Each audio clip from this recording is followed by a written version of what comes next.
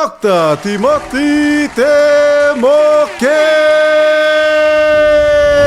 As they're coming through, I've broken off these steel bedding wires, I've sharpened up my toothbrush, and just one of them's going to get it in the eyebrow. The first one that comes through gets it in the eye, and then the next one's getting it in the throat. There's two ways they're going to come at me. They're either going to come at me in the morning, or we'll just wait. He says he's coming back, and we'll wait for him to come to us. And I grabbed, like, we got our foam mattresses, and I got them in there, and I've taken off my shoelaces, and I've tied it around myself, and I'm just waiting, bro. I'm just waiting, and I'm just sitting on my bed all night just waiting. And then the lights come on, the door gets cracked, I jam that chair, I jam that shoe, and I'm waiting for them to come through. And they don't come, bro. Back to the government, like, these guys like that. They're wankers, man.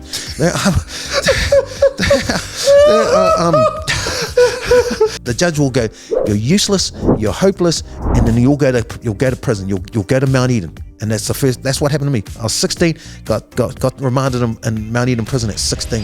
Who the hell does that? And we, the people, are suffering because of it. Our hospitals, they've gutted it. They've taken out thousands and thousands of jobs from there, you know? The current government, their goal is to privatize everything. The hospital is understaffed and underfunded as it is, but they've taken the funding away, and they've taken away a lot of workers. Yeah. Okay, so all these people go there, now they're under private hospitals getting their work done. Who's going to do the work? What's one thing that, besides being single-minded, what's one thing that they can do now? Like, they need to shift their mindset, or just even a 1-degree shift? Education. Start with education. Find something that just resonates with you and study it. Go back to uni and study it. Anyone can do it. I became a doctor at 56, bro. And then there'll be times when it's really, really tough. Like, man, I remember I had 4 months to go to my final exam, and I'm fighting a manslaughter charge, man. Mandate. Kia ora te whānau, and talofa lava, maro lelei.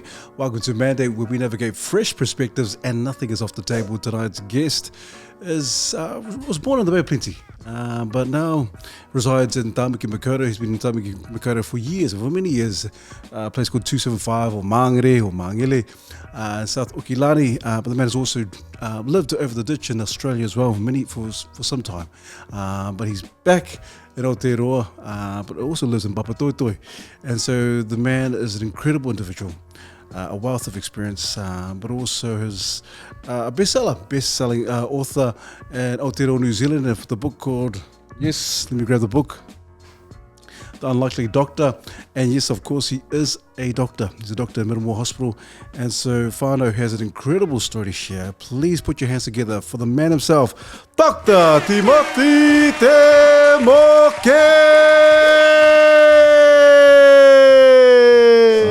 Kia ora koutou mātua. Thank you so much for gracing us on the podcast, mātua. And my pleasure. It's our pleasure, mātua. It's an absolute pleasure and privilege to have you with someone of your caliber, but also someone who's got a wealth of experience, but also the story behind. And I read the book.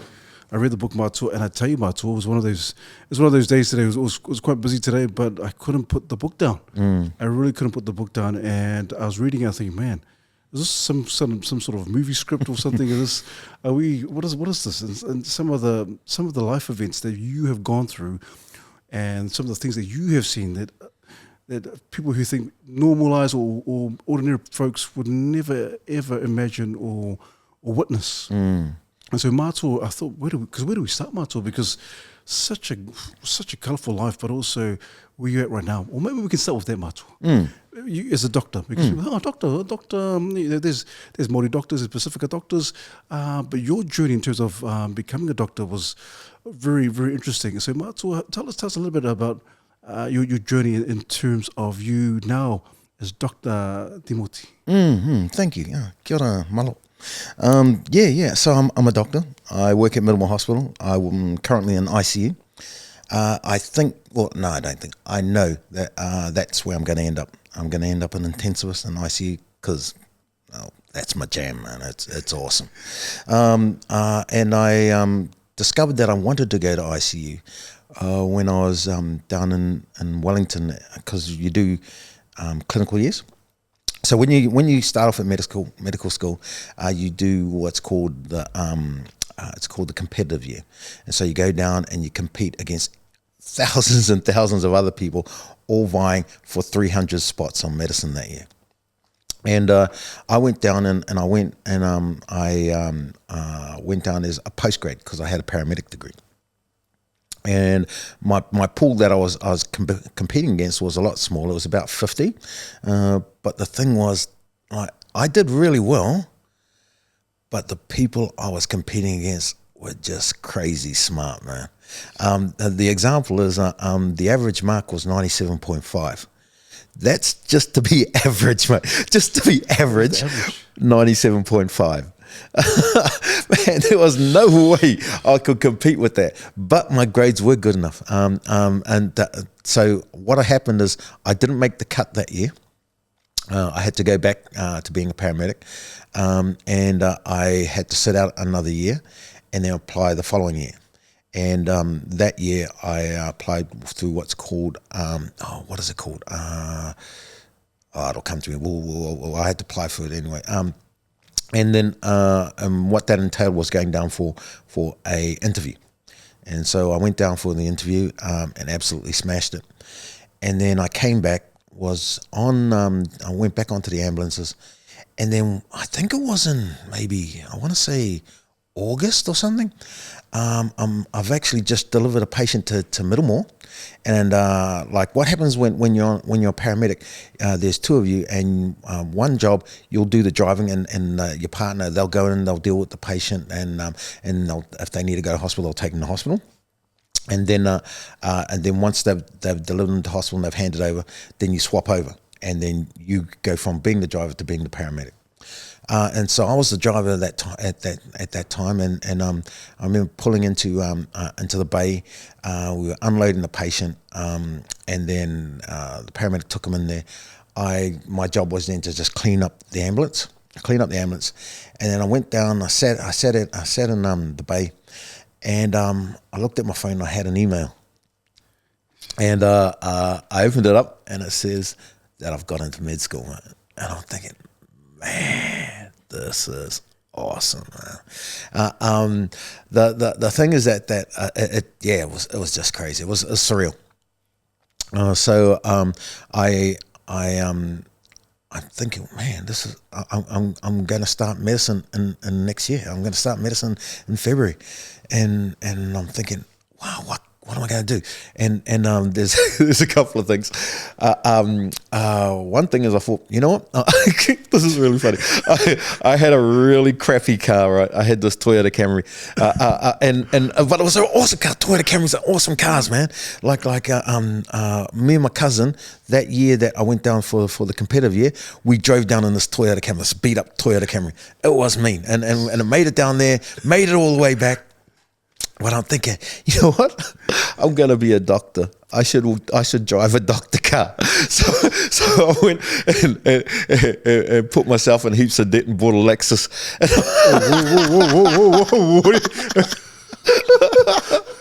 Oh, as you do. And I had this really flash car, man. and then I drove down to Dunedin. But like, oh man, you know, like all us, like we were really excited about it, but we don't do things till the last minute. And I hadn't got me a place. I thought, oh yeah, when I get down there, I'll get me a place. And everything was taken when I got there. So I spent 2 nights in this really flash car, sleeping in this really flash car. Before I got a place, man. Yeah, it was funny. But the good thing was that they got this real huge, awesome gym down there, and with everything in it. And if you're a student, you got the gym for free, and they got showers and all that in there. So I'd get up in the morning, I'd shower and that, and bring my dirty clothes back. But yeah, it was 2 days in the car. Hey, at least it wasn't the Toyota Camry. It was the Lexus much more. Yeah, absolutely. It had heated seats and everything, man. It was awesome. There you go. It doesn't matter. It doesn't matter. Doesn't matter, man. But yeah, so that was one thing, and the other thing was I was there and I was saying, you know, before I went down, I went, you know what, I'm not going to be able to do anything for ages, man. Like if I'm gonna do something, I'll do it now, because I'm not going to have a chance to do it for years. And I went, you know what, I'm going to go do a bit of traveling, and I thought, I want to go to a place where it's totally out of my comfort zone. Hardly anyone speaks English. The culture is really different, and I just have to adapt. Yeah, and so I went to India, man. When was this, Mato? This was about 3 months before I got into med school. Yeah, I'd never been there before, and I went. Where in there? Well, because like I was thinking, I need to go to some place that's just out of my comfort zone that I have no idea about. It's going to be really hard getting around because hardly anyone will be able to speak English, and I think that will be a really good experience for me before going to med school. And so I went to India, and I flew into Mumbai. And I had an itinerary of what I was going to do, and I was thought to myself as I was flying in, I was going, man, I don't want to do the touristy things. Like I wanted to come out of my comfort zone. I don't want to do the touristy things. So I screwed up that itinerary, and I Googled where the slums were, man. And then I moved into a place like a backpackers that was about a K from the entrance to these townships and that. And then I stayed that night in this backpackers. I was about a K, maybe 2 Ks. And then I got up in the morning, had some breakfast. Then I walked those couple of Ks into the slums, and I stayed in there for 3 days, man. You stayed in the slums, man? Yeah, man. I slept under a bridge for a couple of nights. It was me. It was mean, bro. It was mean. So what did you do? Obviously you didn't speak it. No, man. I just had to use interpretive dance, man. Well, you should be your Musa, But what I did is like the thing. What I did is I was smart in terms of I didn't eat in there. I knew I'd get sick, and so what I did is I'd come out, and then what I found was there's a big gap between wealthy and poor there, and but like you just go down the road like a 3 or 4 Ks in that, and there'd be this really flash mall. And then I go in there. It was really strange. It was the first time I ever been into a mall where they had a bomb detector in there, and like you'd have to go through a metal detector and stuff. But I go in there and I go up to one of the floors with the restaurants, and they have a really nice meal, and then I come back out, and then I'd go back in there, and I did that for a couple of days. But this is how I acclimatized to the food. I ate in a really nice restaurant for 2 days. And then I ate in just a regular restaurant for 2 days. Then I ate in the market for 2 days. After that, I was able to eat off the street, bro. I was able to eat at the street stalls, man. And the street food is amazing, man. It's amazing. What I don't know if but what I'm guessing is the people that go there and get deli belly is they think they're hard. They think they're hard, and they just go yeah, give it to me, and they get sick. They don't climatize to the food. The one thing that I did stick to was I drank bottled water. I didn't drink any tap water. And so I was there. I was in Mumbai, then went up to Rajasthan. That's where all the kings and queens are. Raj meaning king, Stan meaning land. And so there's all these palaces and amazing palaces and temples and stuff. And it was all cool, but it was a bit touristy for me. But it was super cheap, bro. I got to stay in this really flash brand new backpackers. Shared a room with 5 other people. 4 nights, $20. Kia whanau and Tarafalava. Hi, this episode was proudly sponsored, but not sponsored, but more so partnered up with AOK and Z. AOK stands for Acts of Kindness, and they are an organisation that travels up and down the motu, running workshops, suicide prevention, intervention, and wellbeing workshops for people to be equipped, but to have the life supporting conversations. And so, check them out, AOK and Z. Jeez. Crazy, man. And then I go to this restaurant. They serve this thali. It's like just all these small dishes and metal bowls, and they're all different dishes, and you try one, you go, oh, I like that one, you keep eating it, and they keep filling it up. It's like that endless bowl kind of thing, and that was $4. So I had all my accommodation and food taken care of for $9 a day, mate. Mental, eh? So are you sure you're a doctor, not a hustler, doctor? Well, like I come from the streets, I know how to get a bargain, man. And so yeah. So I went there, and then I come back, and then I started med school. Wow. And then the thing, med school's tough, man. It's the information you get is just huge. It's like being force fed with a fire hydrant, man. It's just boom, boom, boom, day after day, man. But the thing is, I had brought with me. I had established tools that I guess allowed me to pass.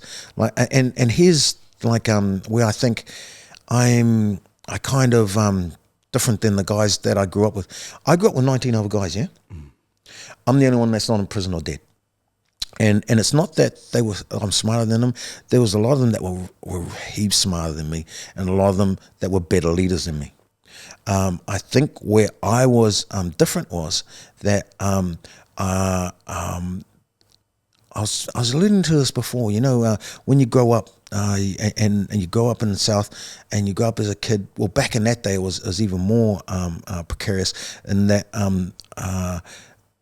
every day I saw at least a couple of gang patches growing up as a kid, and so by the time I was 14 in that, I was going to become a gangster, and that's because that was all I was exposed to, you know.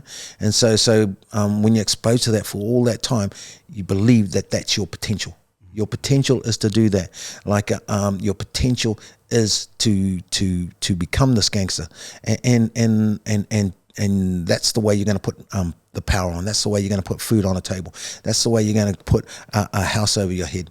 You're going to become a gangster, and on top of that, the positive side is that you've got whānau there, and you've got ainga there, and so it becomes it's part of your cultural identity, you know. Yeah.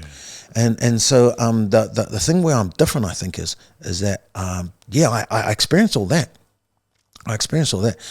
But as I evolved, I kept the good qualities out of it, but was able to realize that my potential was more. I had more potential than that.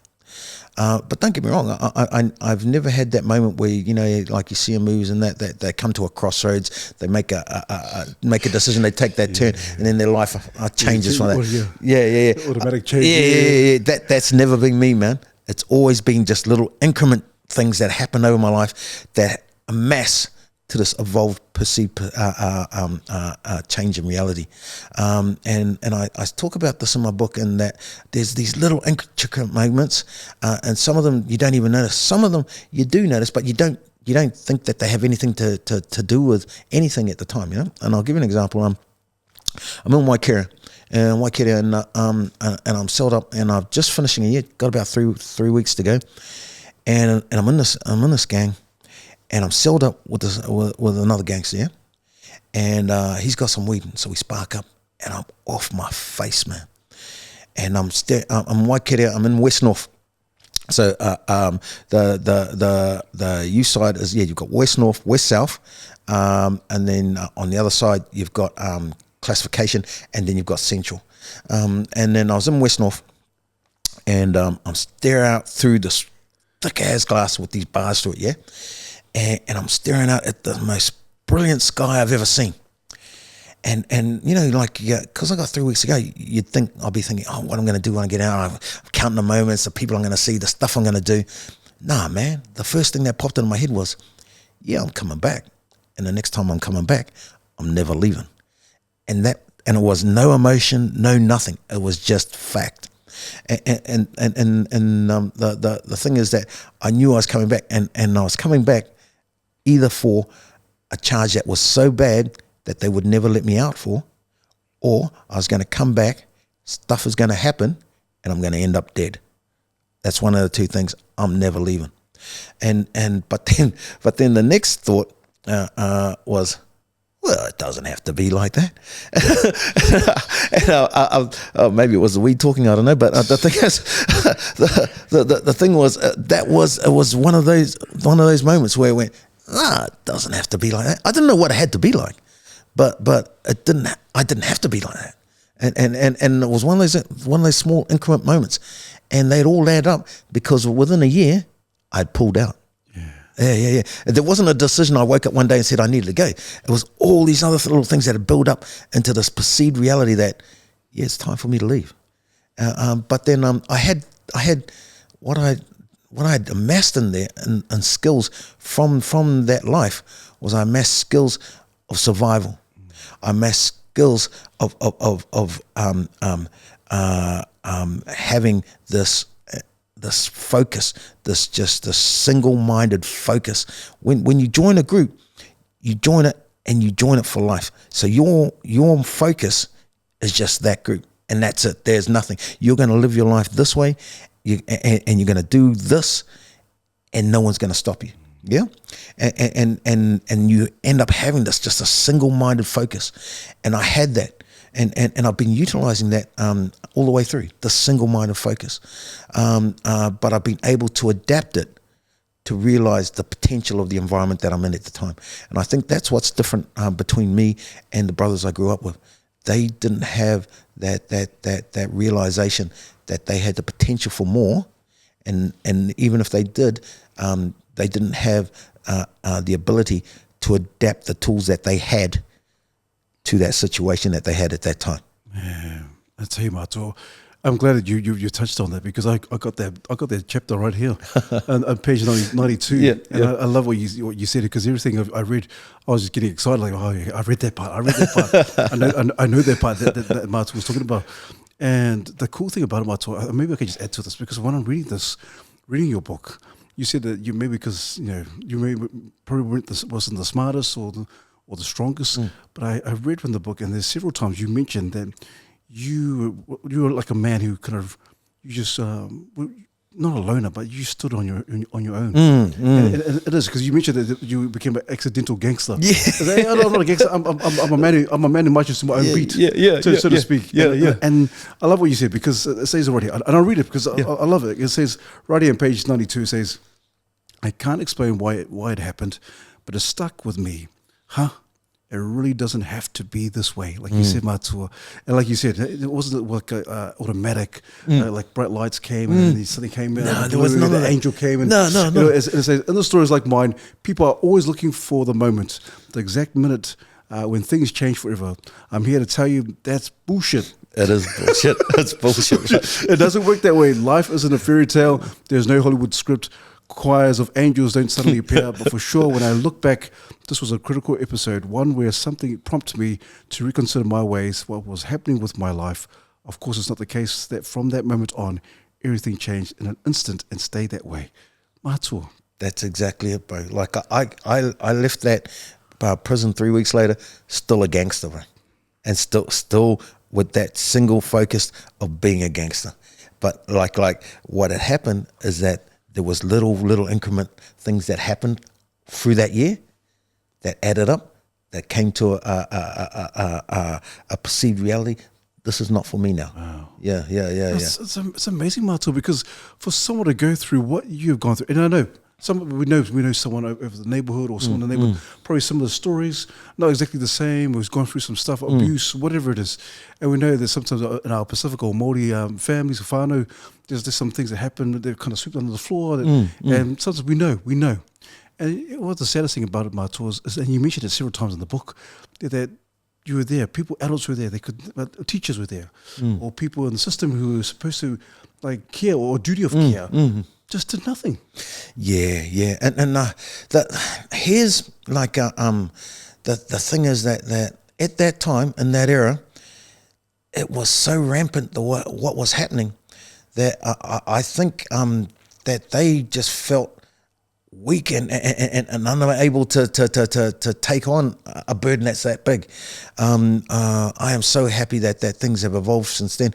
But just to reiterate, like I grew up on a very infamous street, and I grew up in the whole 80% of the street were gangsters, and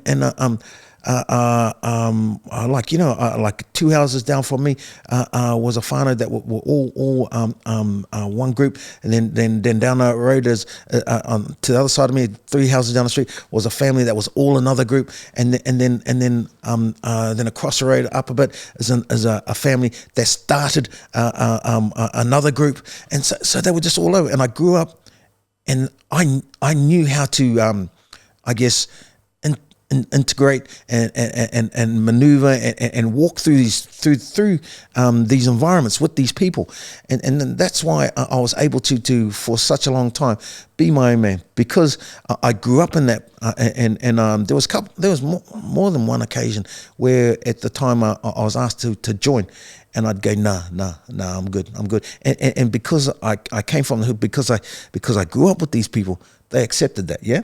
And it was all good. It wasn't until I remember One of your mates off the bus. Absolutely, man.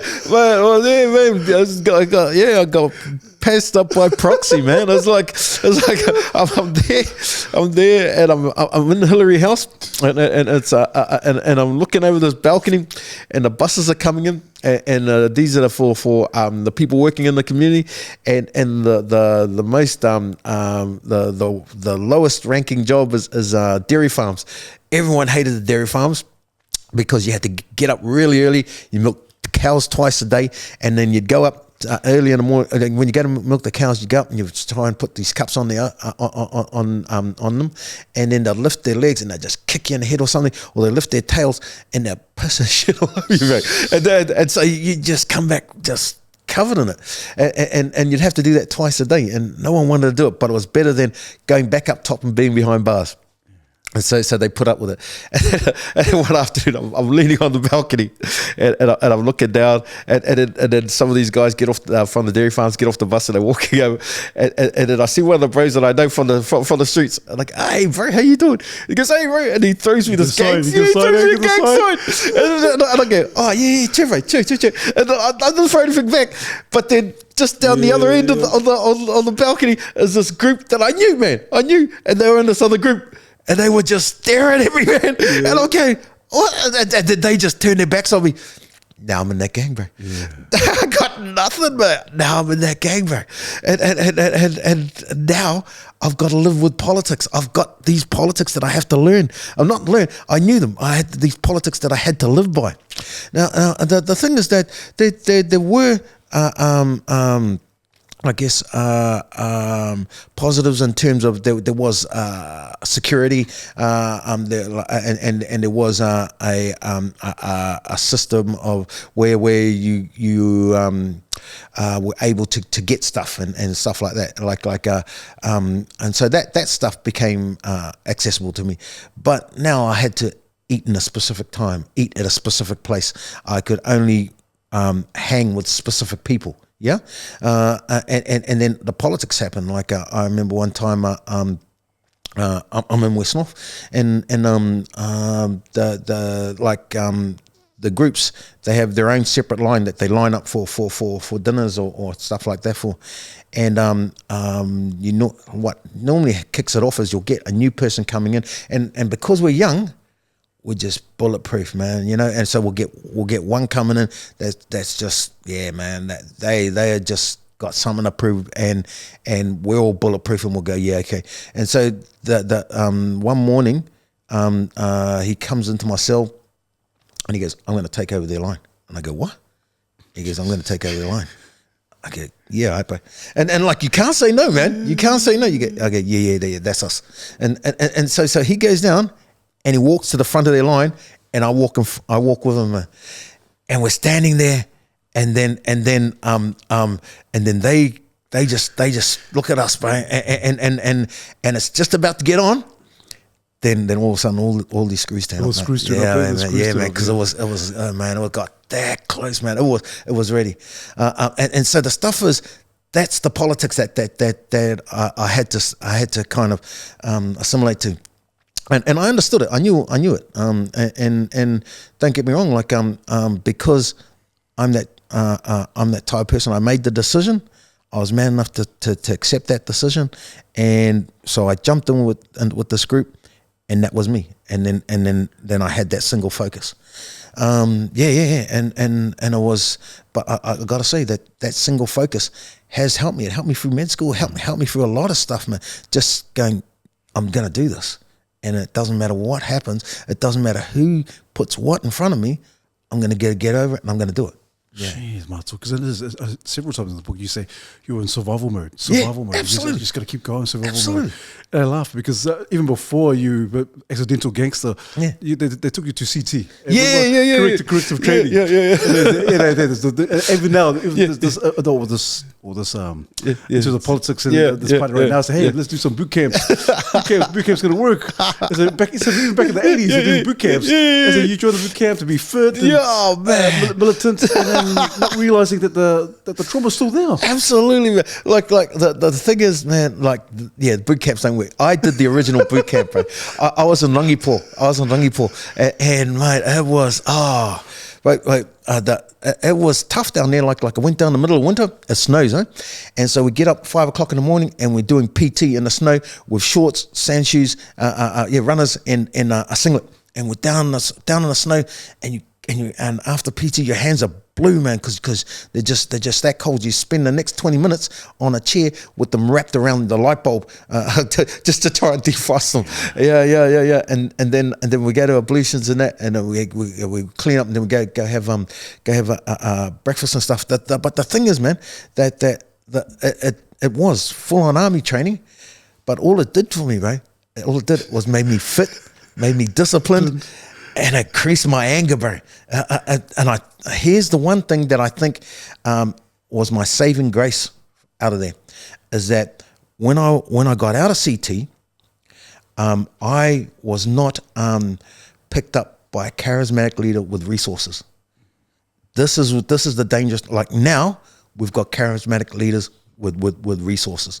The thing is that because I was fit, because I was disciplined, because I was angry, if someone had the foresight to invest time in me, invest resources in me, they had an ultimate weapon, bro.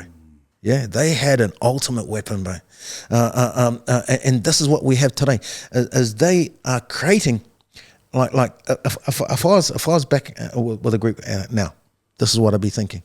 Like they're putting pseudoephedrine back in the cold and flu tablets. Yeah, that gives me resources, man. That gives me unlimited resources. I don't have to.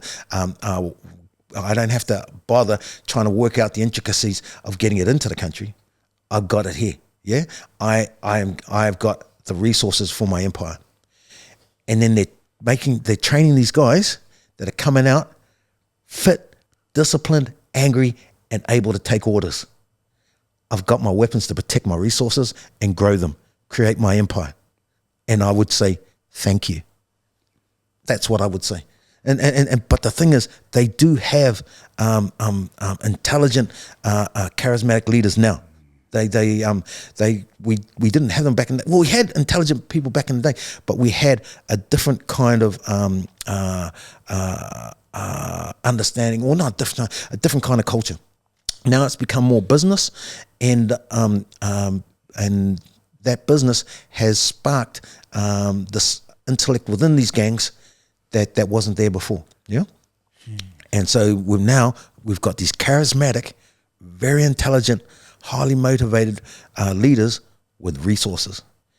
And what does this government think they should do? What we'll do is we'll give them the ability to get these resources, and we'll give them the ability to protect. We'll train up the weapons to protect them, and so they can grow more. Wow. And this is how stupid they are. And that's just one of the things that they've done. I can give you a whole host of them, bro, but that's the one. That's the main one. Like they have created something that now can become a cartel. Can now become a cartel that wasn't there before, and they did it because they thought that they were super smart and they're super dumb. So I went to CT. I got out. and it's supposed to, rehabilitate you. I went to see my probation officer, and he said it was the worst report he'd ever seen come out of CT, mate. Yeah, I read that. And you said, oh, well, I'm quite proud of that. Yeah, absolutely, mate. I'm number one, man. I'm number one. Yeah, I'm number one. Like, yeah, there's no one as bad as me. There's no one as angry as me. There's no one that that just got no ears as me. There's no one that is as untrainable as me, like no one. Not that. That's not the word. There's no one that they can. I cannot be bent by them.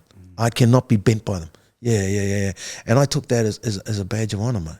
Hey, Mato, this is really interesting, Mato, because people might be watching and listening. Oh, how bad was that? What tell us about the how it can't be that bad. We've all been part of it. We're all from the hood. We're all from South Auckland. For those of us from the hood. But maybe if you could run it back, Mato, because it's like the things I've read. It's people think, this stuff. That's so and so story. I've heard that before. But your story, because you, obviously with your nana and your koro. And you move out at 6 years old, and then things just unravel. Yeah. Like, well, the thing is, my mum took me back. She whangaed me to my koro when I was born. That's because she wasn't able to look after a child. But that's quite common in Māori culture, whangae, to give it to another whānau member to raise. And so that was awesome. And I was raised in my koro's name. I was born Timoti Te Moke. But by the time I turned 6, my mum decided to take me back, and that's because she could get money for me. Yeah, and by this time she had married this fellow by the name of Morrison, and but because my name was Te Moke, I was legally my koro's son, and so she took my koro to court and said this guy Morrison was my actual real dad, and then stuck his name on the birth certificate, and so I went from Timoti Te Moke to Tim Morrison, and they just uplifted me, man. But the thing was, they were dysfunctional as hell, man. They were very, very, they were not meant to be parents. And the thing is that they, my stepdad, he hated me, man. Because every time he saw another man, and he couldn't handle that. And so, there's times like I remember 8 years old, I'd be in my room and I'd be shaking like hell, mate, because I hear his car roll up into the carport, and I know what's going to happen. He's going to get out of the car, off his face, mate, come into my room, pull me out of bed, and just stomp the living hell out of me, like just bash that crap out of me, leave me this bloodied mess on the floor, go have sex with my mum and go to sleep. And sometimes that could happen to me 3 times a week when I'm 8 years old, bro. Shit. So by the time I turn 14, man, I am broken. I am broken, man. And so there's no coming back for me. Yeah. And so I went to my first boys' home at 14. I caught up with this one guy I was at school with. I started hanging out with his older brother.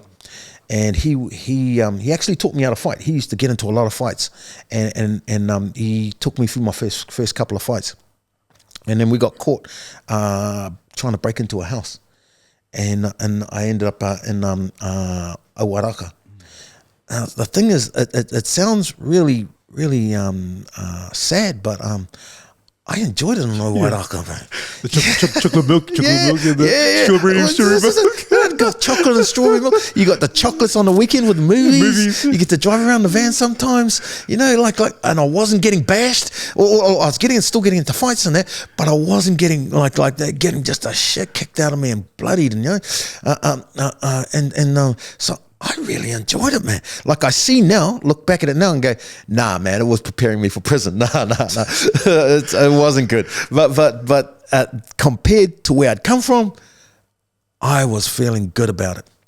But I experienced my first actual lockup in Awaraka, because you get brought in and you go into secure, which is down the bottom, and that's where you're locked up in a cell. So my first experience of being locked in a cell for 24 hours was there, and they from there, like you get sent there when you first come there, and you stay there if you're a flight risk, if you're just too violent. And some of the old gangsters, the really old gangsters that come up and have very infamous names, all of them at one stage or another went to Owairaka. All of them stayed in that secure block. Yeah, and so from when they're 14, they're taught this is where you're going to be forever, and that's what they believed their potential would be, and so that's what they became. And so I spent the 24 hours there, then went up top, and then I enjoyed it. You know what is really sad, Mato, because you mentioned in the book, Mato, you said that you weren't even afraid of the dark and being closed in that cell or being stuck in that cell. You were actually afraid that whoever was going to open the door. Absolutely, man. Absolutely. Like the thing is, like it's being alone. Nothing can hurt you, man. It's when there's someone in there. That's when it becomes dangerous. And my whole life, when someone came through that door, it was usually my stepdad coming to beat the shit out of me. And so I'm there and I've got my back up. Like I'm really relaxed, just sitting in the dark. I'm just cool. It's just when I hear the door open that I start to get the hairs on the back of my neck start poking up, and I start getting my back up because I don't know what's coming through the door. And the thing is that I had that all the way through prison, and it was for good reason. Like because the thing is that there were times there was a time in Mount Eden where I'm on remand. And this is when they've changed the remand for under 20s. Initially it was in North Extension, but then they moved it over to East Wing, and then they'd have the sentence under 20 in the bottom landing and the remand under 20 in the top landing. And then and so you'd share the same wing, but during the day you'd go out into separate yards. And these yards were just concrete blocks. And I remember going into the yard, and I'm there and I'm playing euchre with this guy from another gang. And I got my back to the outside, and I hear this tuk tuk tuk tuk tuk tuk tuk. And I know it's for me, man. I know it's for me. I don't even have to look around. I know it's for me. There's bloody islanders there. There's bloody Samoans and Tongas. One of them was, but like the thing was, I was living, like I'd moved out of Maungere and at that time, and I was staying on the streets in the city. And back in the day, that everyone, all the youth used to converge into the city. And there used to be big fights, man, and I ended up getting it on with a few island boys and that, and then they got hold of one of our guys one night, and they kicked his eye in, and it kicked it out of his head, and he lost an eye, and he's in the hospital, and then they always caught the last bus back to Favona, and then so we ran up to the bridge. Up to the Simon Street Bridge, got a girl to stop the bus. Then I threw a petrol bomb in front of the bus so it couldn't move. And then we're just yelling at them, come out. They wouldn't come out, man. And then we took off because we knew the police were going to come. Yeah, the cops were going to come, so we took off. There was I think there were some witnesses or something, I don't know. But they picked me up, and of course I understood the rules. I took the rap, and I didn't give up anyone else. But that was like that was that time when I did that year. But then after that year, like I'm in like I said, I got out. I'm still a gangster, man. Like you know, and so it was only a little while, and then I'm back in Mount Eden prison. And I'm in this yard, and I hear tuk, tuk, tuk, tuk, tuk, and I turn around. Excuse me. And I turn around, and there's these guys that are in a gang, but then there's this other guy who was on the bus, man. And he's with them. I think, oh man. and then I turn to the guy that I'm playing cards. I go, oh yeah, okay, I'll catch you later, bro. And I throw my hand in, and then I get up and I walk out to the yard, and they go, yeah, you were on that street that night, eh? And they go, yeah, of course I was, man. And then it was on, bro. And yeah, they beat me up bad, bro. But yeah, the thing was, I wasn't going down like I was in this group, and like I said, I had the single-minded focus, man, that if I was to die that day, then that'd be it. I'd be dying on my feet, and I'd be dying a member of this group. Yeah, and the thing was that I went up to infirmary and got patched up. Wasn't it, like, yeah, they beat me up pretty good, but like the screws that come in before they'd actually broken anything, and then but then I went up to infirmary, and I wasn't worried about getting patched up. I was actually like getting helped in that. I was just more interested in seeing what kind of drugs I could get out of them. So I was going, yeah, I'm a fade. I wasn't fade, but I was putting it on more of that. And then but then I'm in my cell, and then that island boy, he's a cleaner. And he's mopping, and then he comes past my cell, and he's mopping, and he goes, "Hey, bro," and I go, "Hey, man." He goes, "We good?" I go, "Yeah, of course we're good, man." And he goes, "Yeah, cool." He goes, "Oh, what's going to happen?" And I go, "Oh, bro, I think I'm going up. I'm going to get sentenced." And he goes, "Oh, where are you going to go?" And I go, "Oh, they're probably going to send me here, bro." And he goes, "But you don't want to come here, man. They're talking about they're going to kill you, bro." And I go, "Bro, whether it's here or somewhere else, man, I'd already made that decision that the next time I come back, it's going to be the last time I ever come back." And it was actually that self-fulfilling prophecy, like I said, staring through that window. The next time I'm back, I'm never leaving. And it was because either I was coming back for a crime that was so heinous that they would never let me out, or something would happen and I'd die in there. Yeah. And this is what's happening. And I go, yeah, man, I'm coming back. It doesn't matter, bro. Like, and he goes, "Bro, they're gonna kill you." And I go, "It is what it is, bro. I'm coming back. Like, if I get sentenced, I'm back here, man." And he goes, "Oh yeah, bro." And then he goes off, man. And then I go to court. And I get remanded, with bail, bro. Yeah. Far out, man. That judge didn't know it, but he saved my life, bro. He saved my life, bro. Wow. Yeah, I got remanded, with bail, bro. And I just walked out, bro. But and I know you 100% telling the truth, Mato, because you mentioned that you were ready to die. Absolutely.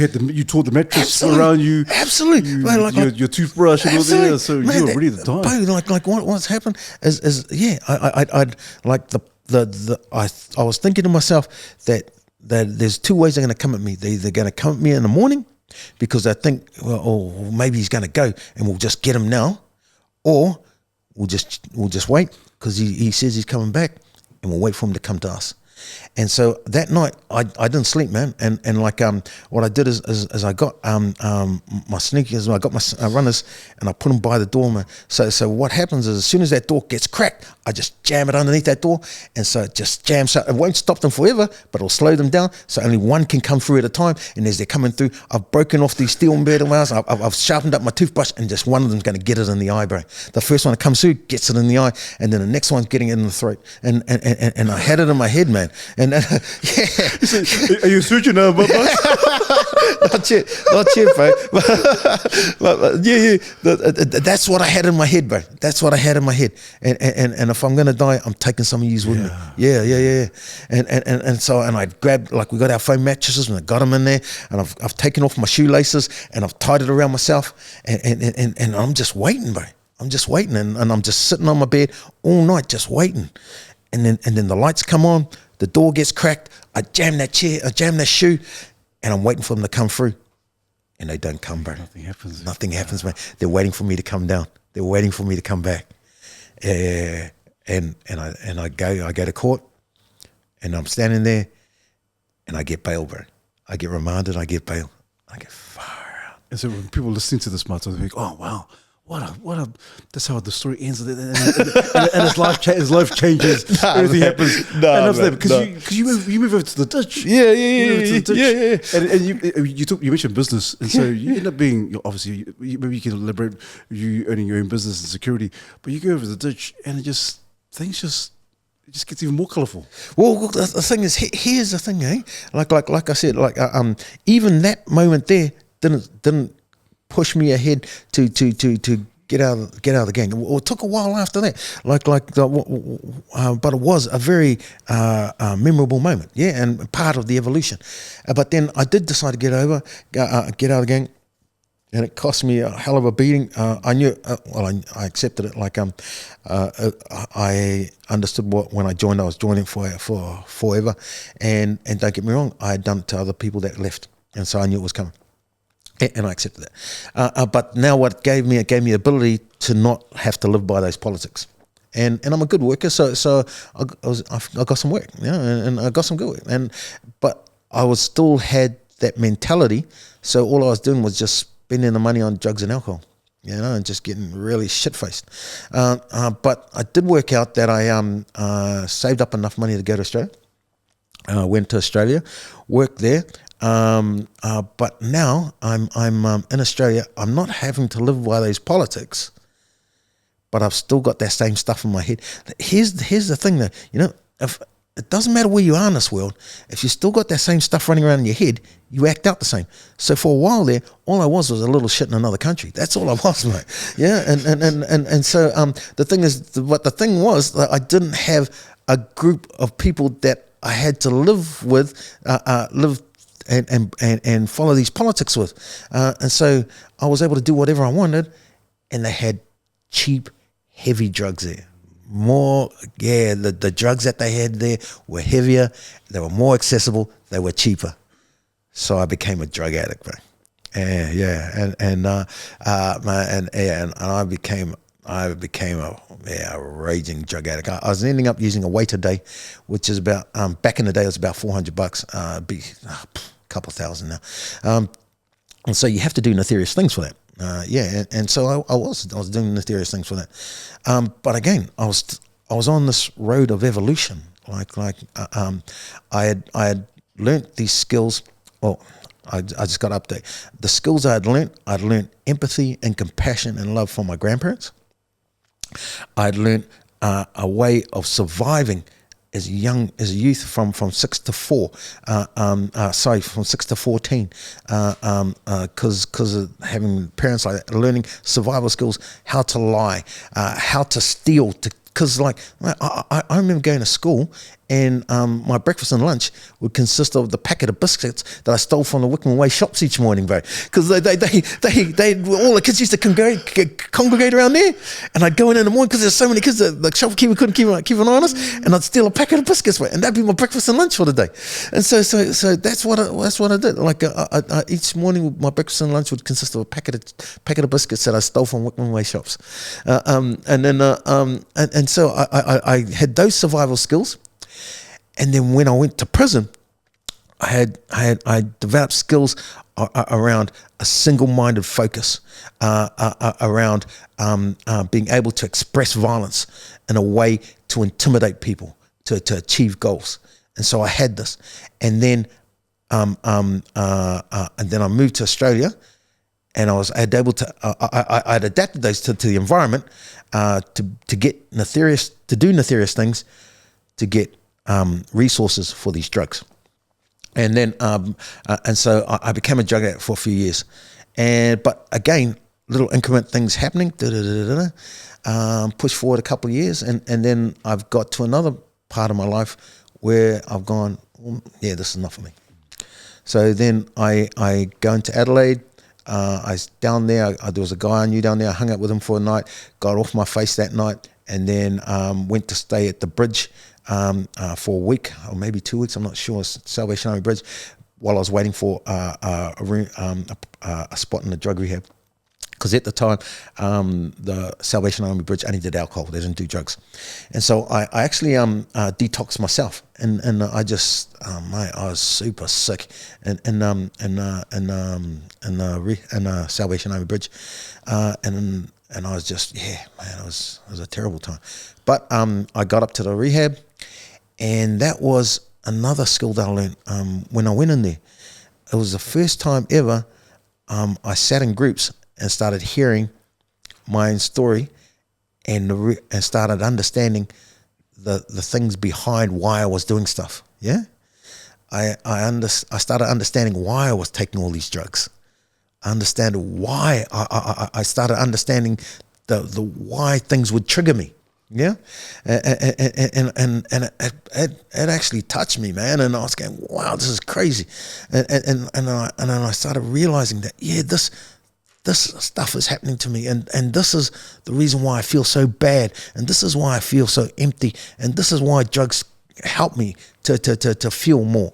And I stayed there for a few months, and then I come out and lived in Adelaide with a new plan, man. I was clean, I was focused, and so I became a secretary of a NA meeting.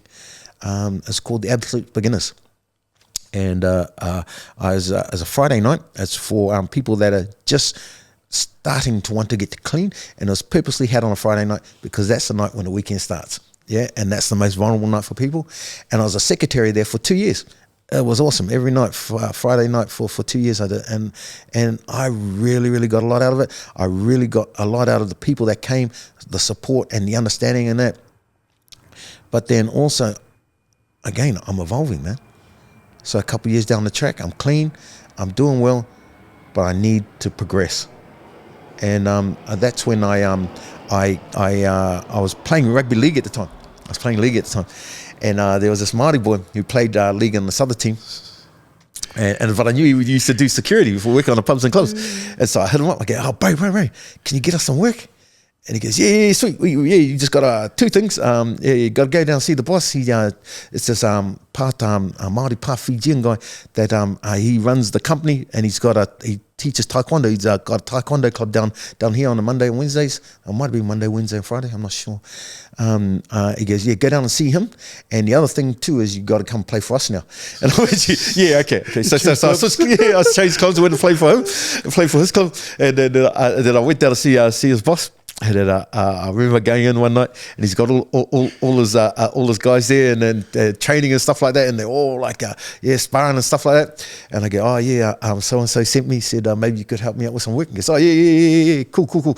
And then he chucked me in to spar with a couple of his black belts, and I smashed the shit out of him. And then he gave me some work.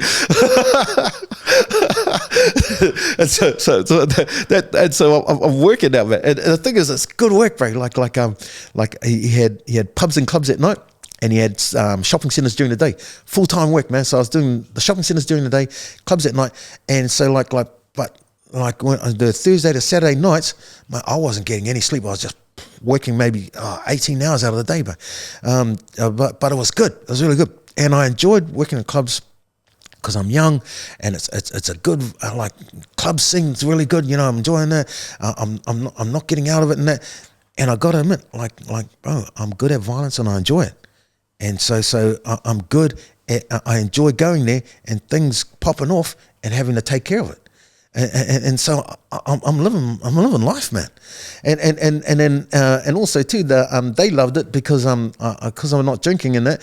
I'm the designated driver, you know. And so at night after the clubs, they all want to go out and party and that. So I'm there and I'm driving them everywhere and I'm drinking milks in the clubs and that. And it was good. I really enjoyed it. And like all the Māori in Pacifica that came into Adelaide, they all gravitated to us to get work, yeah? And so we had this huge team of Māori in Pacifica. I've got this photo at home of us, and it's crazy, man. We're all dressed up in suits, with AK-47s, bro. Yeah, man. There's about 50 of us, and yeah, man. It's a crazy photo, bro. The thing is that we had this reputation down there that no one messed with us. Like we go in, we'd take on the pubs and clubs that no one would touch. They've got this big motorcycle club culture down there, bike club culture down there, and and so there's a lot of pubs that people just wouldn't go into, and security just wouldn't go near. But we'd take them over and we'd do them, and we'd go in there and we'd clean it up, and mate, we'd clean up good, and that people would be freaking out, you know, because we didn't really care. There's times, man, when I was out of line. Like there was one night in this club, they had these rock bands playing, And then and then at the end of the night, the bands had all packed up, but they got the music going. And this one guy was there, and he was acting like a bit of an idiot. And then he steps into me, and I give him a bit of a crack, and he hits the floor. And then I go pick him up, and I start dragging him out. And then as I'm dragging him out, he becomes heavy, man. I'm thinking, what the hell's going on? Is this the Bogans? Yeah. And then I'm walking. And then by the time I get to the door, I'm just so heavy. And I turn around, and there's one guy hanging onto him, and then another guy hanging onto him, and I'm dragging 3 guys, man. and then we get him outside, and then there's heaps of people because it's the end of the night out there, and then I get him outside, and they arc up, and so I give him a crack again, and then the crowd turns on us, bro, and there's only 6 of us there, mate, and there's heaps of them, bro. But the thing is, man, we're an awesome team, and we enjoy what we do, and we went for it, man. And at the end of it all, mate, there was dozens on the ground, man. The rest ran away. Yeah. And that's the kind of notoriety that we got, and that's why clubs loved us. They wanted us in there, and they would pay whatever the boss asked for. Whatever the boss would go, oh yeah, we need this. You need this many guys for this amount of time. We can after that amount of time we can reduce it to this amount. Then after the amount of time we can reduce this amount, and then after this time you'd be good with just one guy on the door. Yeah, and then they'd all go yes, and that's the way it happened. But the thing is that he made tons of money off us, man.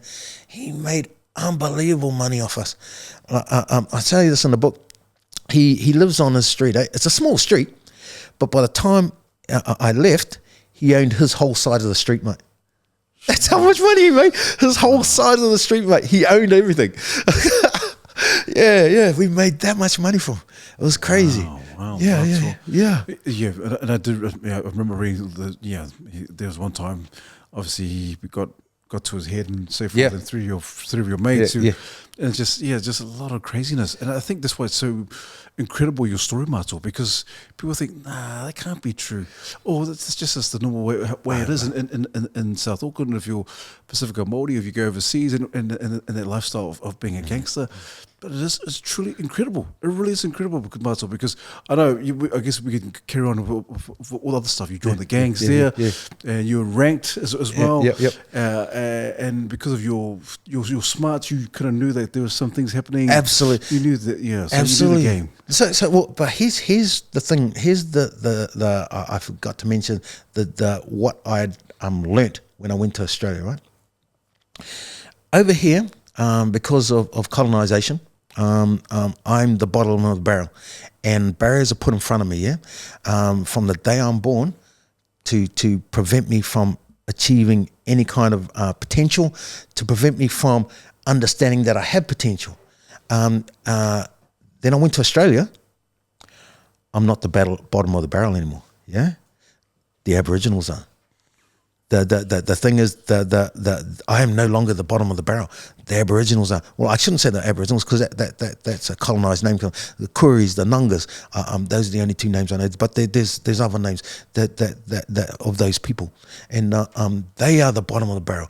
They are the ones that are colonised. They are the ones that when you get off the plane, you are taught straight away to look down on them. That's exactly what happens to Māori here. Yeah. When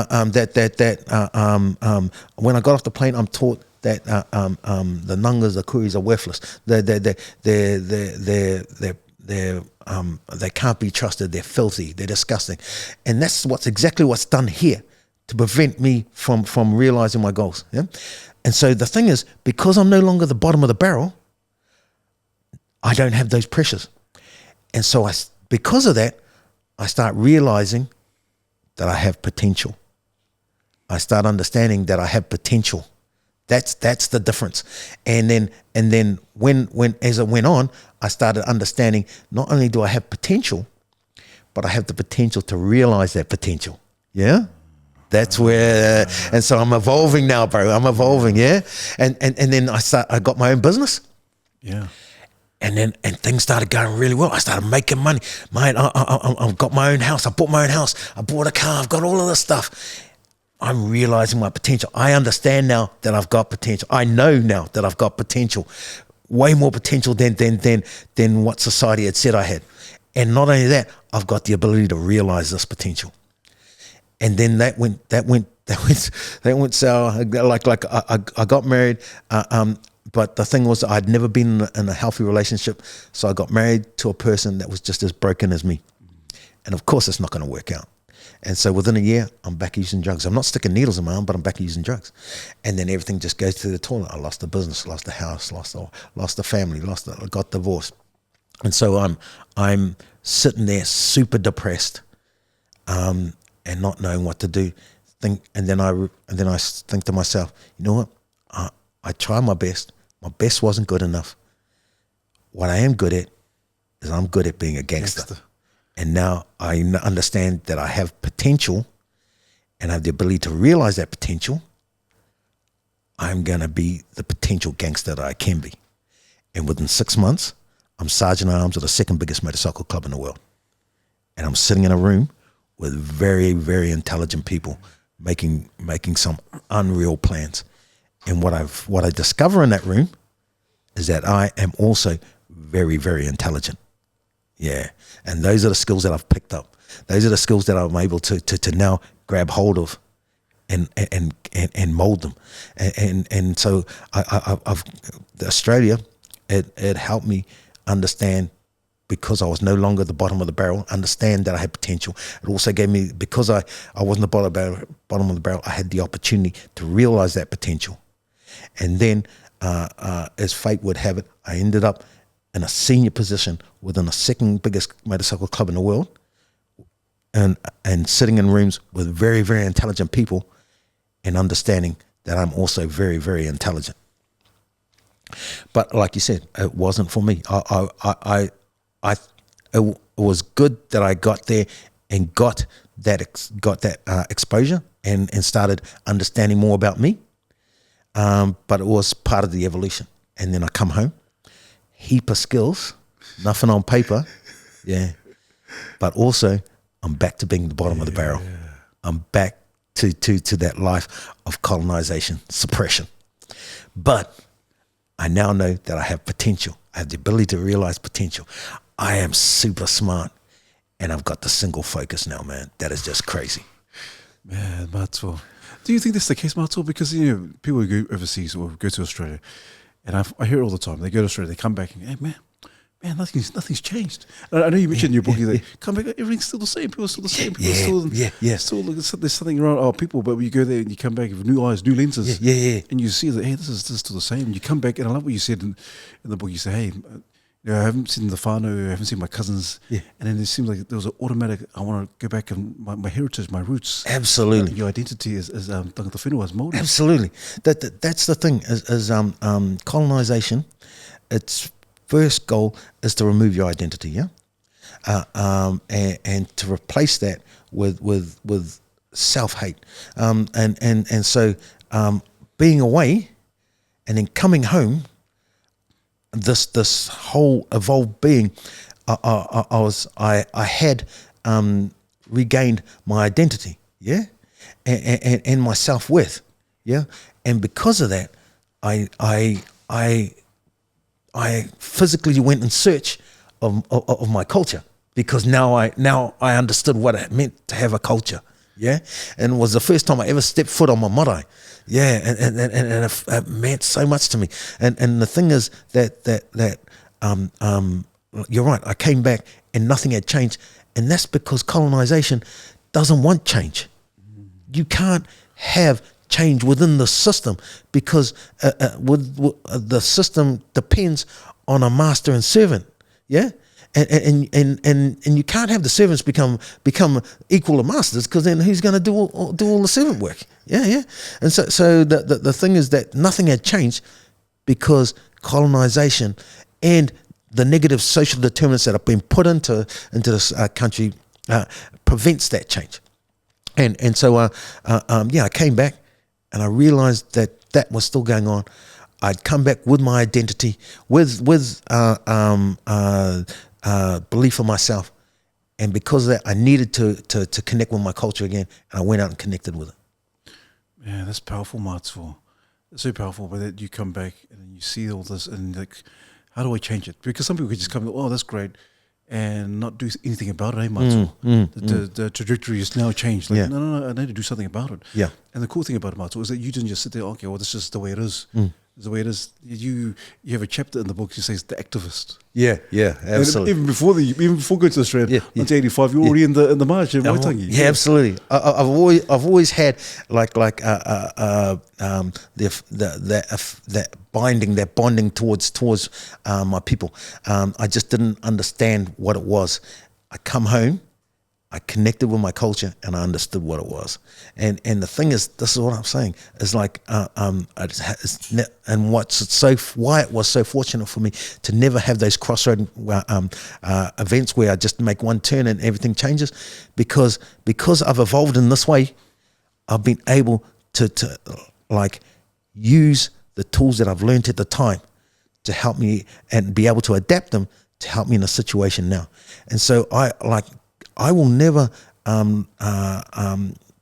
talk down about my life within prisons, life within gangs. I have a single focus because of that gang. Yeah.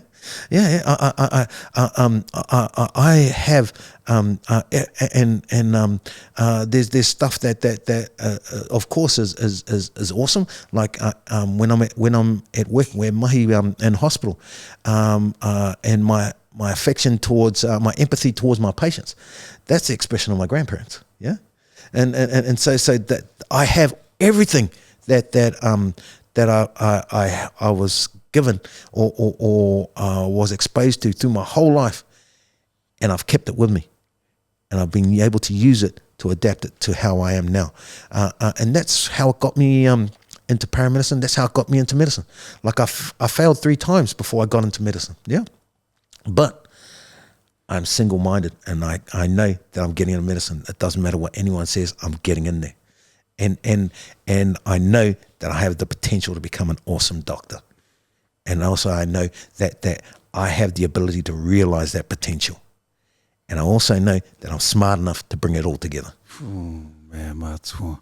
What would you say, Matsua? Because for those who are listening, or even watching, and they may be in the same predicament, like, oh man, there's no way. I'm in the gangs. This is the way of life for me. This is all I know. And they're hearing this for the first time. And in the midst of adversity, Matsua, like, what's one of the key learnings or the key components you think, besides being single-minded, that you can pass on to some of our whānau, our men who are like, man, I'm going through some stuff. I can't get out of this shit, so to speak.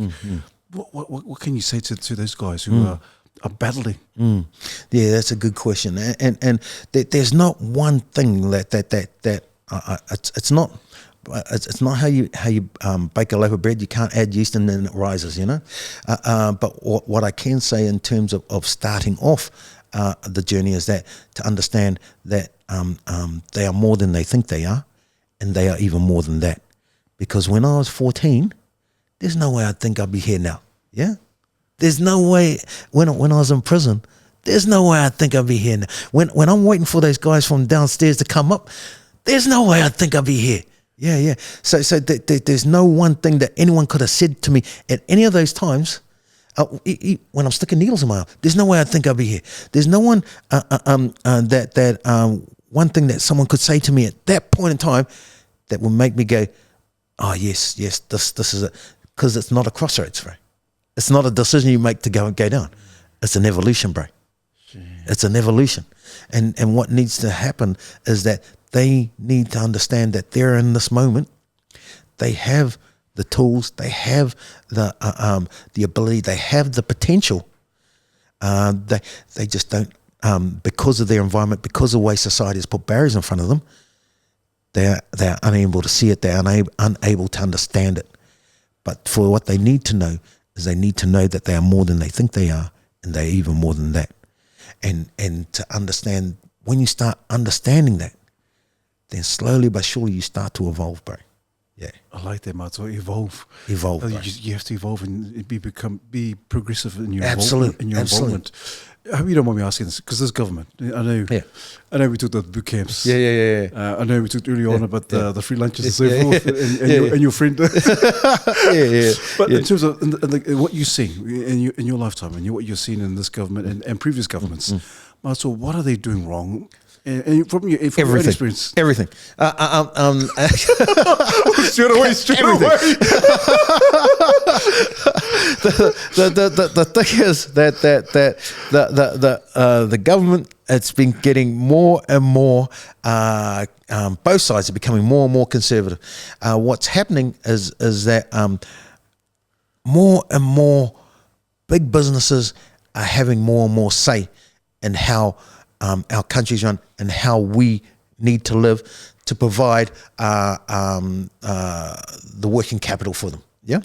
And so I'll give you an example. It's like we're doing it so hard. What does the government do? They give cuts to landlords, mate. You know, yeah. It's and then so have you seen the rents go down? No. And so that, of course, that wasn't going to happen. They've stopped school lunches, mate. Far out. Yeah, and I just told you that my breakfast and lunch consisted, when I was little, stealing a packet of biscuits from a shop. Yeah, and there's kids that are like me now that don't have breakfast and lunch, that will go to a shop and steal their breakfast and lunch and get caught and go to the equivalent to Owairaka, and then all these charges will mount up, and then they'll turn to 16 like how I was, and then the judge will go, you're useless, you're hopeless, and then you'll go to prison, you'll go to Mount Eden. And that's what happened to me. I was 16, got remanded in Mount Eden prison at 16, mate. Who the hell does that? But anyway, like back to the government, like these guys, like they're wankers, mate.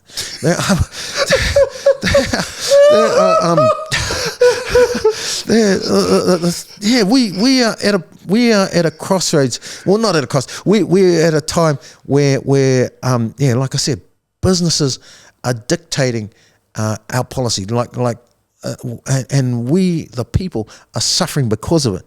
The government, like our hospitals, they've gutted it. They've taken out thousands and thousands of jobs from there, you know, and now they're like, I have to just change tack for a little bit. The current government, their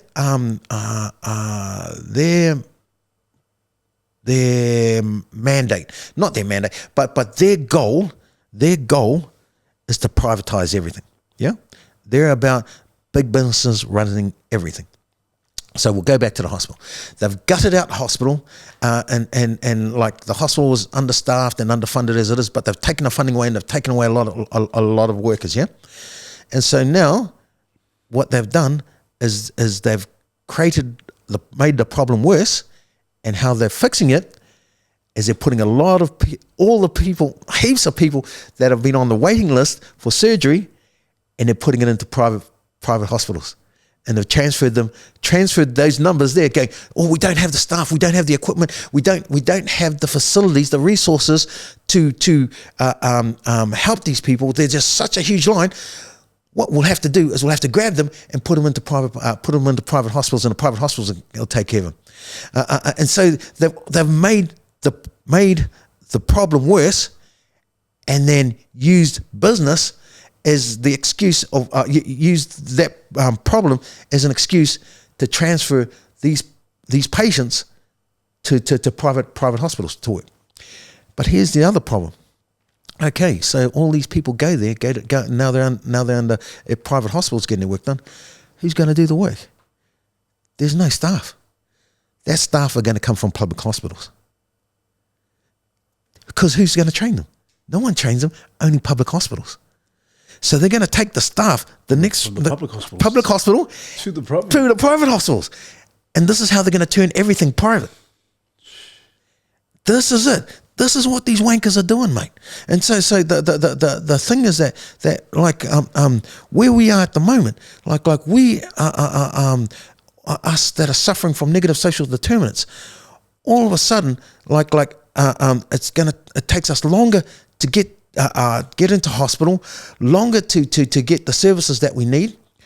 Then all of a sudden we're going to get shipped out to these private hospitals, and then we're going to end up having to pay for that because that's the end goal. Like, a private business is all about money, so we are going to end up having to pay for it that we don't have. And then also they're going to make it worse because those private hospitals, now that they've got heaps of patients, they don't have the staff. So they're going to have to cannibalize the staff from public hospitals, because that's where they do the training.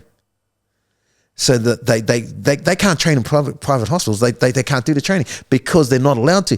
Because when you go to a private hospital, you've got to have like a consultant level there working for you, working on you.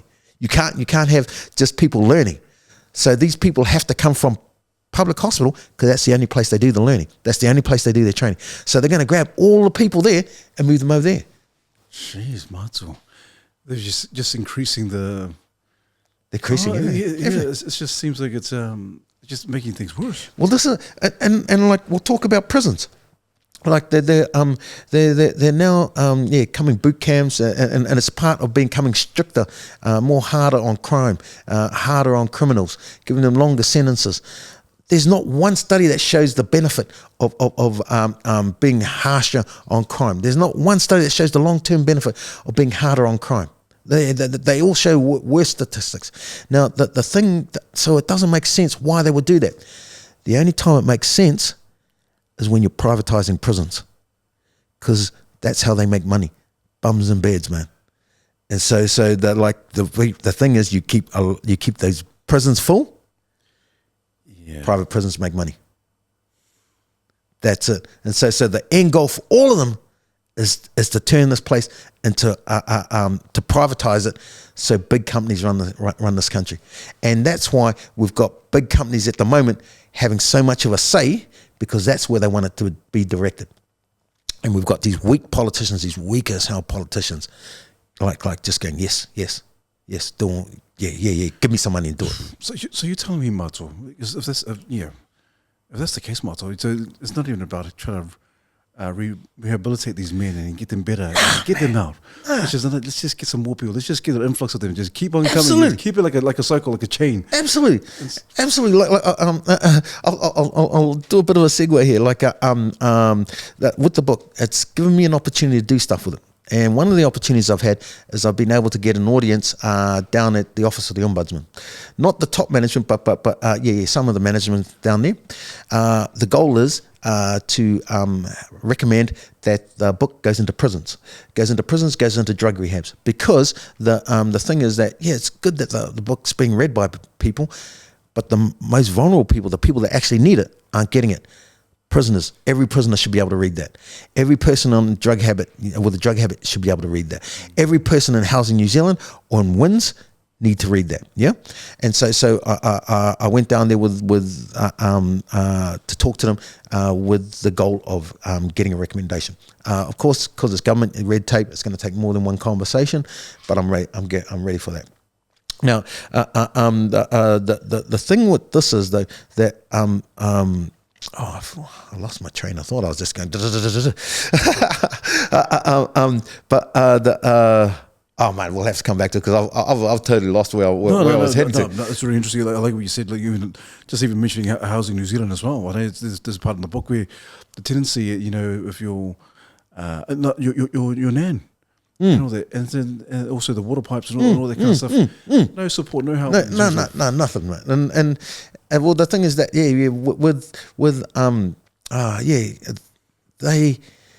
they just, everything that they're trying to do, and this is both sides at the moment, like one more than the other. They're heading towards more business centered policies, and that is to the detriment of this country, because it just turns us into slaves, right? And we just become fodder for the machinery. Jeez. Yeah. Just straight up, Mato, Why do you think that they're doing this? Why do you think that this government is doing this? I know you said obviously 'Cause they're money, weak. there's money Yeah. and so forth. But what's the agenda? What's the true in your own opinion? Yeah. What's the actual agenda as to why they become like capitalists or whatever? It's all about money. What is it? Well, the thing is that like well, look at our Prime Minister at the moment. Like, how many houses does he own at the moment? Like, What's his name?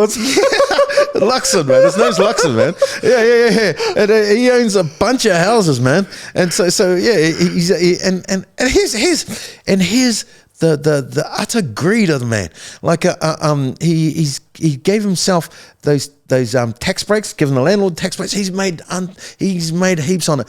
And then what he does is he rents his own apartment in Wellington to himself, mate, off our taxes, man.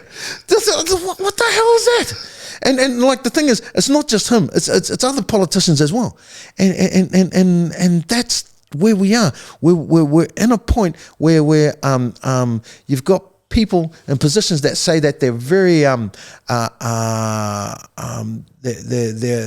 they're very I don't know the word, but they're not, the pious is not the word, but they're Very astute. yeah, very astute and very honourable and Very noble. Yeah, very noble, mate. Yeah, and then charging us to rent their own houses out to them, and so of course that mentality when it's within a party, just I like coming from my experience within gangs.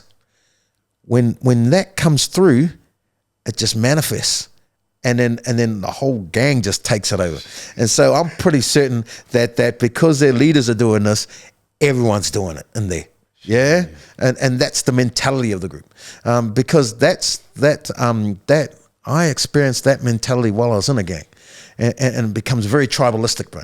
And you have the top guy making decisions, but also living a certain way, and everyone aspires to follow that. That's the politics. Jeez. And so he's mate, all of them, man. Like they're those three leaders, they're wankers, man. But hey, because you mentioned obviously that's a massive massive in terms of the gang patch and also not wearing your patches and so forth. I know you mentioned that there's a need for gangs in society. Absolutely, 100%. Gangs are a mirror for society. It shows where society is failing. The only reason we got gangs is because we have failures within society. And by like throwing a sheet over it to cover it over, it doesn't make it go away. It actually makes it manifest without you knowing what's going on.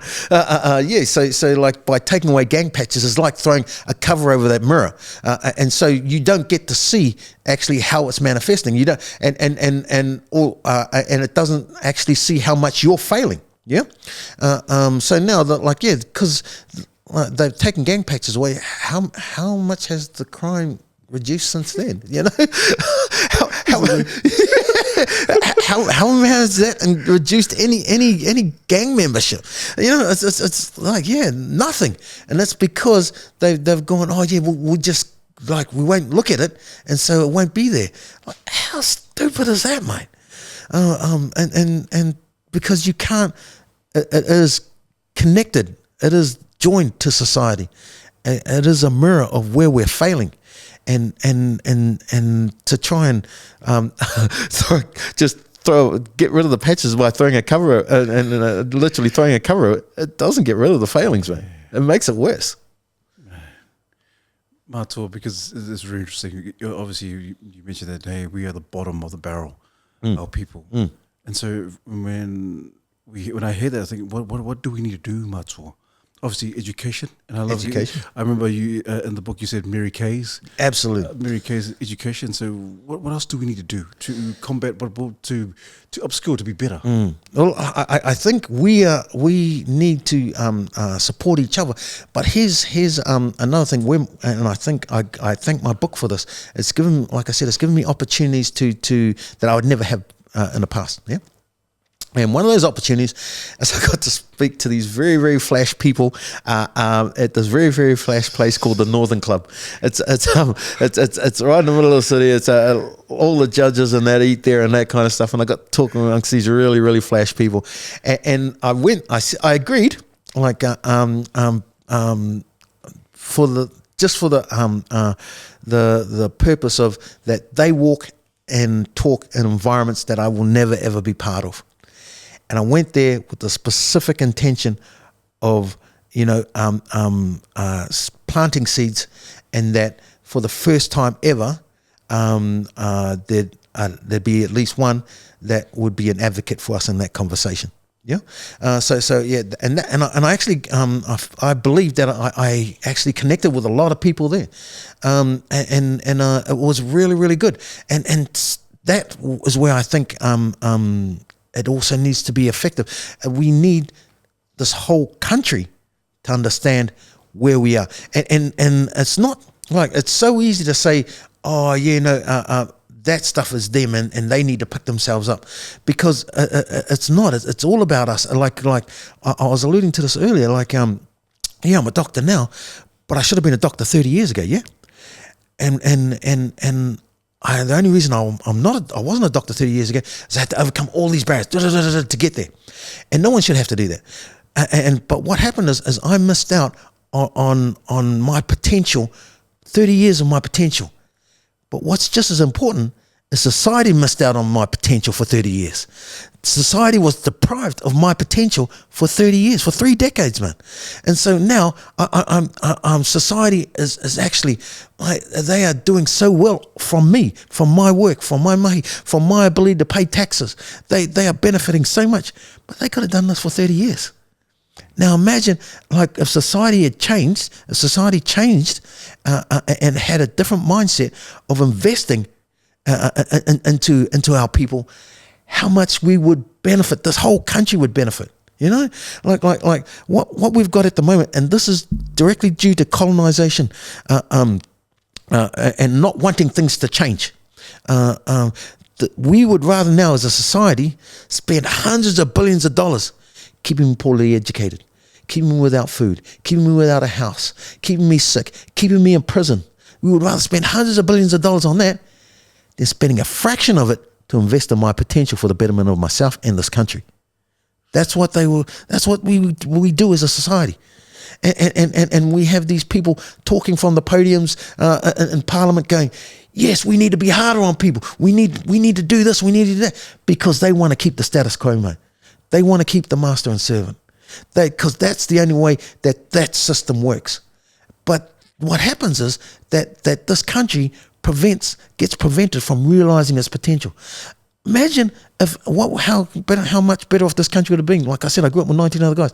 Imagine what would happen if they grew up and there was 19 other doctors, 19 other lawyers, 19 other engineers. Sure.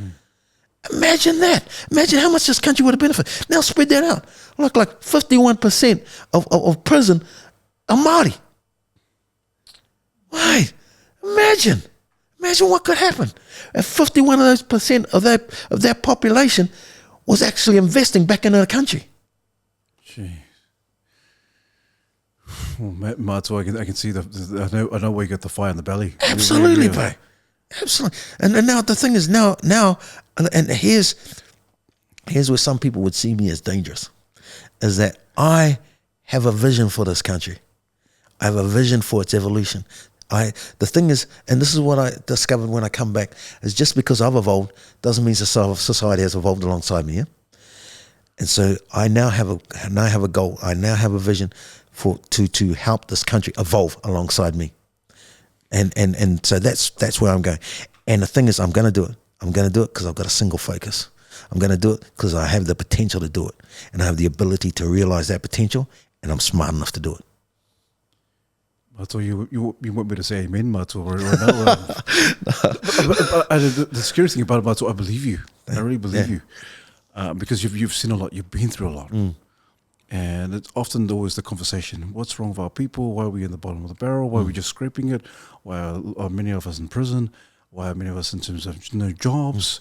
Why are we struggling in housing, New Zealand? All that kind of stuff. And so It's not because we want to. No one's born into this world thinking, you know what, I want to be stricken by poverty. I want to be stricken by education, not being educated. I want to be stricken by ill health. I want to go to prison at a very early age. No one comes into this earth thinking that way. What it is that the barriers and rules that are put in front of us that force us down that pathway, and it's forced us down that pathway to keep the status quo. And the thing is, we can't grow as a country. We can't evolve to where we're supposed to be if we carry along that line. All we're going to do is just become more and more oppressed, more and more subjugated, more and more just cancered. Yeah. You're right. You mentioned oppression. It seems like that, Matua. It is. It seems there's a oppression Absolutely. on our people. And so what is it, Matua? What's one thing? Because to shift the mindset of our people, or more so our men, our young men, who may be in similar predicaments and say, I don't know what to do, feel a bit lost, no purpose. What's one thing that, besides being single-minded, what's one thing that they can do now? Like they need to shift their mindset, or just even a 1 degree shift? 1 degree shift. Okay. 1 degree shift. Education. Start with education. You get find